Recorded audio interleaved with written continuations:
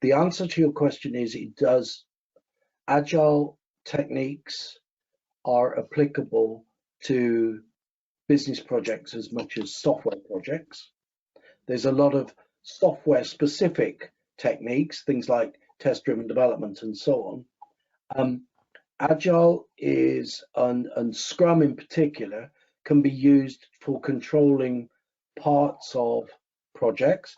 So for example, if you were building a requirements document for a subcontractor to produce, you could run that team using Scrum, and the output of that is a requirements document.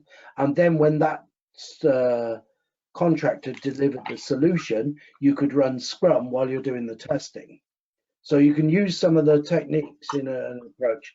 You're not going to use Agile in the sense of iterative development in a construction project, because you've got very hard dependencies there. But I have seen Scrum used for coordinating activities of contractors on a building site. So every morning they stand around the Scrum board to say, what have they been doing? Should have they been doing? They may do it once, twice, 3 times a week, but they still do that, stand around the board and all the contractors together, and it just does that coordination. So that's using the approach, but using it in a different industry. Yeah, it goes back to that visibility again. So it's the part of Agile that shows people what they're doing. There's a comment here as well, I think someone has made, about liking the show and tell from their experience. Can I find the comment now? No, I cannot. Perhaps it's on the GoToWebinar.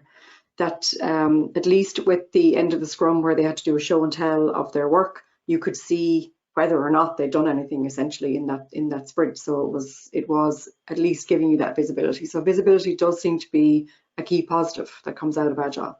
The key thing is, I just get nervous about the concept of show and tell or demo, because what those tend to do, if you call it a demo or a show and tell, what they tend to do is just show what they've produced.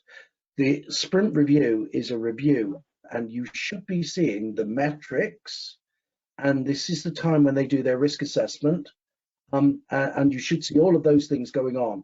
What happens is people just sort of almost, if you like, fall back to just showing, oh, well, this is what we've got, and we're doing a demo, and then everybody goes, oh, thank you very much, and moved on, you know.